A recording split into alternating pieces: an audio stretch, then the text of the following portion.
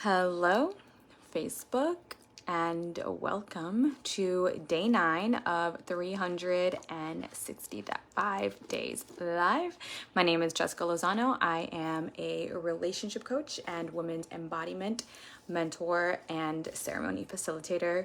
And I guide women to have extraordinary love lives with the love of their life, to have amazing mind-blowing romance and sex and connection and emotional intimacy and just deep love. Whether you're already in this relationship and you want to deepen your relationship and thrive, or if you are single and you're calling in the one, I will guide you and mentor you to be that one. So that is what I do. And today we're talking about the Choiceless Choice, which is something that I read in this book called Becoming. And when I read it, I was like, wow, I can totally relate to this, and can totally relate to what they're saying and what this means. And I'm going to read it to you, as well as what it means when this happens to you energetically. And I'm going to give you some examples of in my life and what that meant for me and how that totally shifted, or maybe not shape-shifted my identity. Is that the right word? Is that what I want to say? Shape-shifted my identity?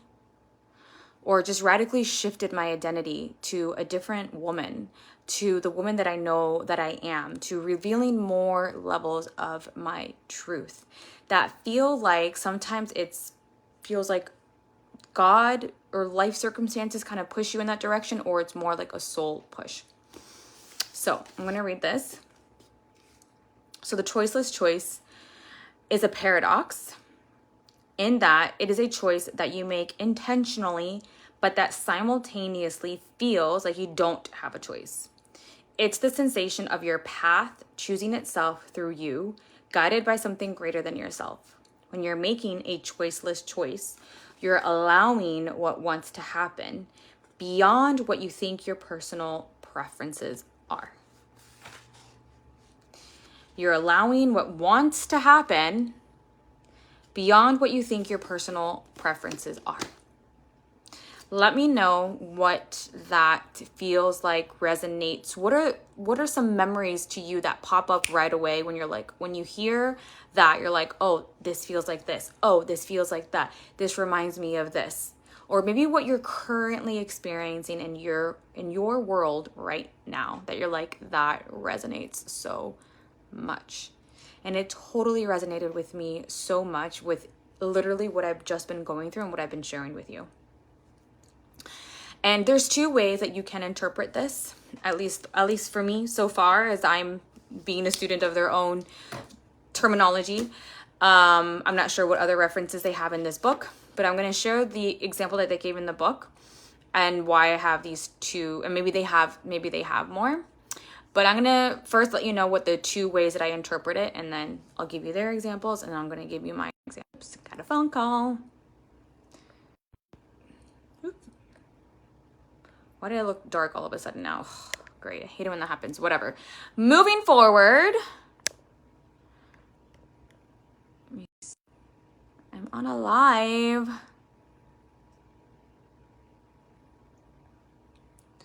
Sorry. Why does it look dark?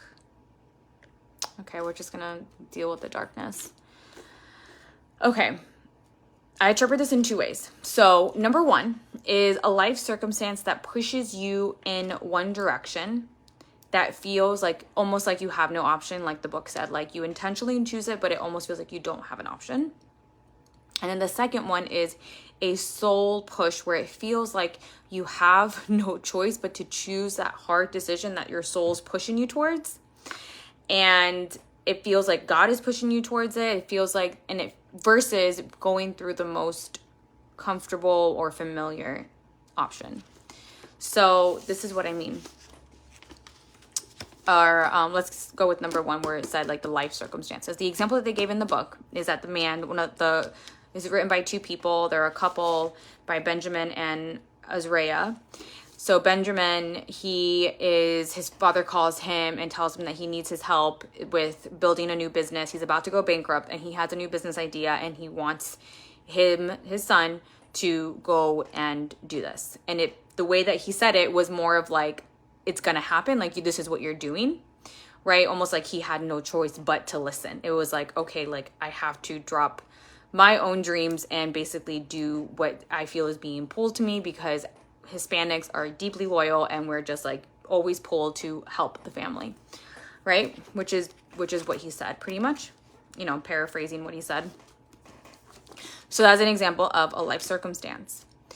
Now, what I feel, there's another way you can read it, because what hopped into my mind were situations that were more soul pushed situations, where it was more of like, I know that I need to do this decision right here because I can no longer continue to choose this other decisions that I've made. And my soul is almost like, I have to go in this direction. I have to walk through that fire with my soul, with myself, and all the things, because there's something, and I'm so, even though there's a fear of what could happen if I make this choice, a fear that whatever this thing here that I'm trying to hold on to, that I don't want to change, that I want to go to the more familiar, that I want to go to the more comfortable, something with that could really happen.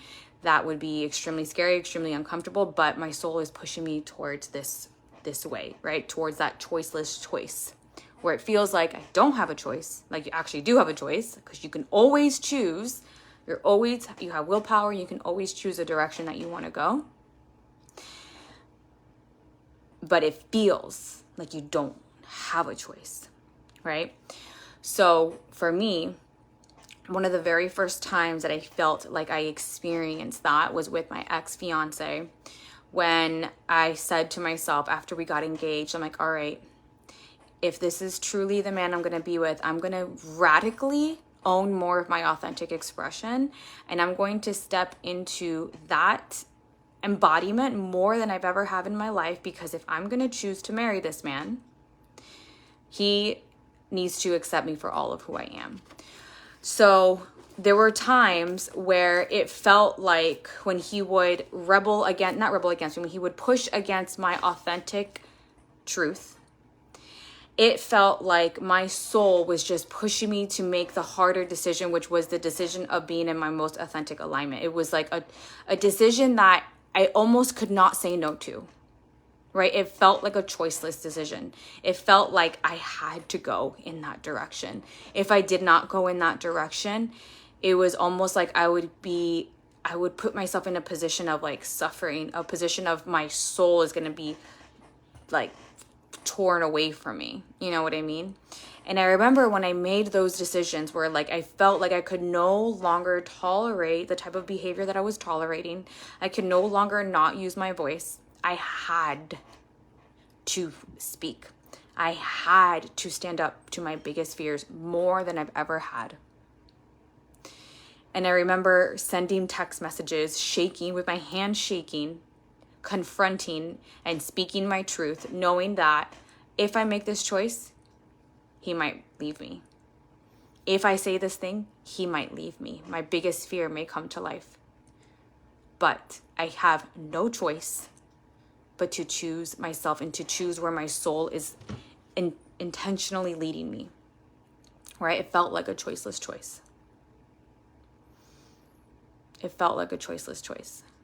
And every single time I did that, it felt like I was breaking free from the shackles that were tied around me. As a matter of fact, in my authentic liberation ceremony, my friend and colleague, really, Colleen, she joined my ceremony, and we had met back in like 2014 or something like that, 2013, probably 2014, and we did a liberation certification workshop together to become breathwork facilitators. And she remembered in the breathwork, she saw like shackles on my spine. She's like, I see like shackles like on your spine. And hell yeah, that's exactly what it felt like. So every single time that I made that choiceless choice, when I leaned into my soul, it felt like I was expanding into something bigger. expanding into something bigger. And I absolutely was continuing to expand into something bigger, into more of myself. I was no longer playing small, and that bigger was just me, which was really my truth, which was really who I really am. Not all the shit that I was holding myself back from and keeping myself small when I would choose a smaller version of myself, when I would choose the more familiar identity, when I would choose the more familiar path, which is a path of, if I would have stayed a good girl, I would have gotten married. I would have been married by now. Maybe I had a kid, but miserable. So that was the first thing that flashed in my mind, the choiceless choice. The second time, it felt like, I always crack up when I see that lipstick there. The second time that I remember like vividly, there were actually a few times where it felt like I could no longer live. It usually comes to me in this position where I can no longer live in a certain way. And I remember in 2022, when Ron and I, when I made that decision that I needed to not, I could not tolerate anymore. My soul was pulling me into a direction where I could no longer tolerate having this bored relationship, this boredom complacency relationship that we were in. Whatever this stagnant bullshit was, something had to change. And I remember my soul leading that energy, like, okay, we'll have to do something about this, right? And eventually what that led to was our biggest breakthrough in our relationship, where we had them reignited our love. And it has been so spectacular ever since. The second time where I really felt this, or a third time, is when I wanted to move to Florida, where I just couldn't, I felt like I could not be in Jersey anymore. And I was scared. I was scared that Ron wouldn't come with me. But it felt like I had a choiceless choice. I could not live in Jersey anymore. I could not deal with the cold. I missed my friends. I missed my family. I missed my social life. I'd made no friends there. It wasn't clicking with the people there. Nothing wrong with them. It just didn't click. I missed being by the beach, 20-minute drive to the beach on any day of the year. I missed the sun. And I love this man so much. And I could no longer live here. And it was really hard to share that with him. I cried and I said, I don't know if you're going to want to come, but I have to go. I cannot stay here. I can't stay here. I can't. It was like a choiceless choice. My soul is telling me to move down. It's like, I'm not happy here. I love you and I'm happy with you, but I'm not happy here. I don't thrive here. And we talked about it. And we said, okay. And I moved. And I've been flourishing ever since I moved down. And by stepping into that, to me, was me first and always choosing myself. Because when I first and always choose myself, right, that causes everything else around me to expand. Because it definitely was an expander in our relationship, and expanded, and it pushed Ron to be more in his king energy, right? To continue to step in deeper and deeper in that embodiment of that king energy. Because his queen was in Florida. He had to come down. But in Florida was my choiceless choice, where I felt like something was pulling me there. Something was pulling me there, and it felt like I had no choice but to choose Florida. Not knowing what it meant about my relationship, when I felt that feeling of like, I have to go.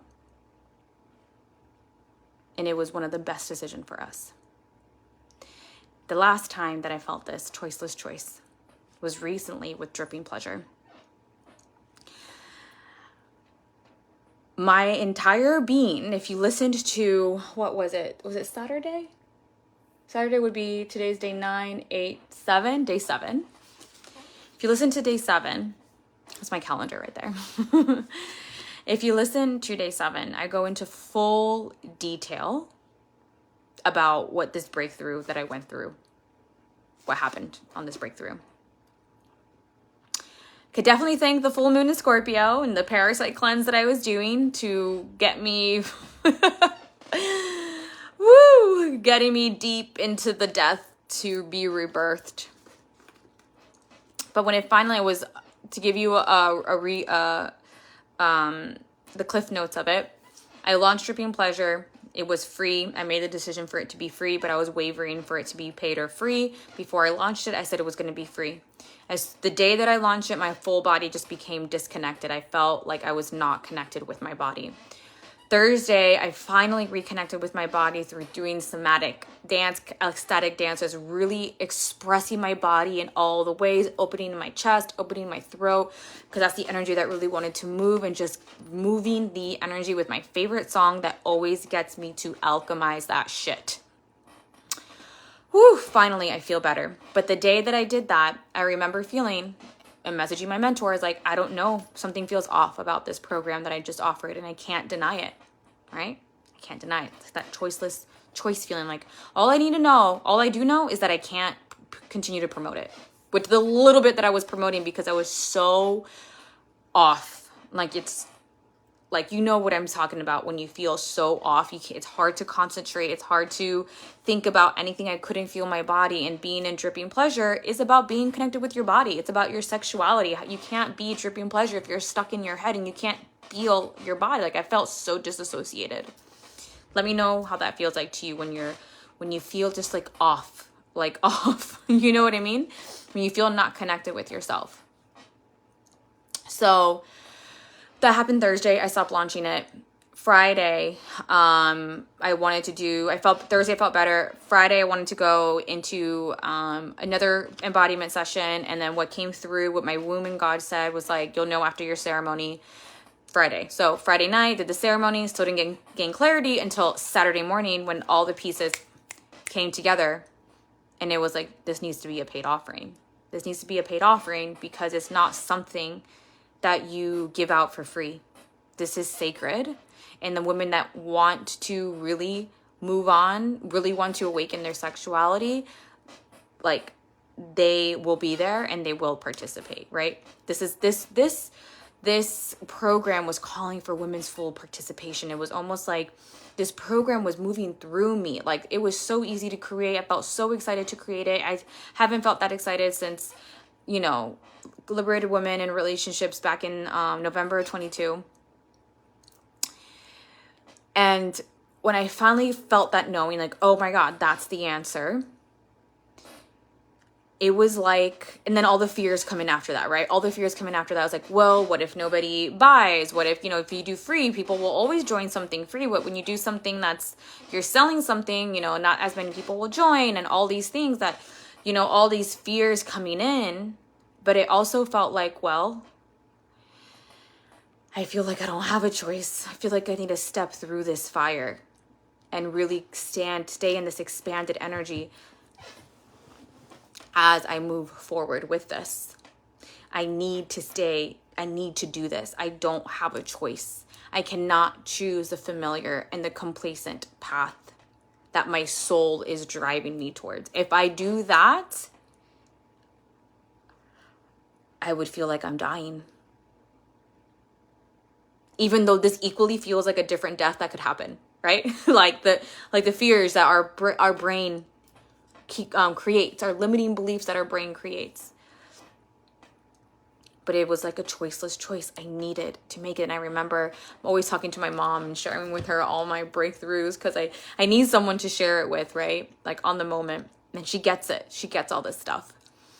I remember telling her, I was like, Mom, it feels like, when I was standing up to my ex and like I had no choice but to stand up and walk through that fire. That's what it felt like, That's what it felt like. And for most people, if I tell you the things that I had to use my voice and stand up to, you'd be like, that's so stupid, obviously. Those are so small things. But for me, it was a big deal. For me, it was a big deal to tell him that I'm not scared of him. It was a big fucking deal. I can't tell you how intensely my hands were shaking sending a text message like this while he's on the other side of the globe. the fuck is he gonna do? It's all up in here. All psychological. All psychological. The same thing here with this dripping pleasure. The same thing here with saying, I know it's not really a big deal. I know I'm going to be charging $55 for this 2-week activation so far that I have. Those are the details so far.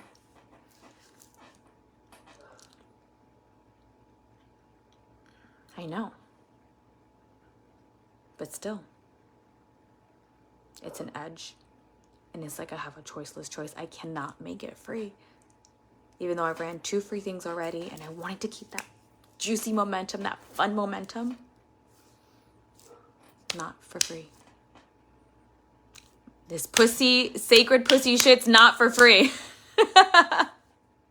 These women are giving their pussy away for free. That was my choiceless choice this weekend. So, let me know how that resonated with you. Let me know if there's something right now in your life that feels like a choiceless choice. That feels like you're being pulled into this direction. Into a direction where it feels like you almost don't have a choice. And if you don't choose that, right? You die just a little bit. Let me know. That's all I have to say for today. More details are coming about dripping pleasure. I'm wrapping up all the things. I'm going to give the official relaunch again. I'm super excited about it. If you are really desiring to awaken your sexuality, if you are feeling like, oh my God,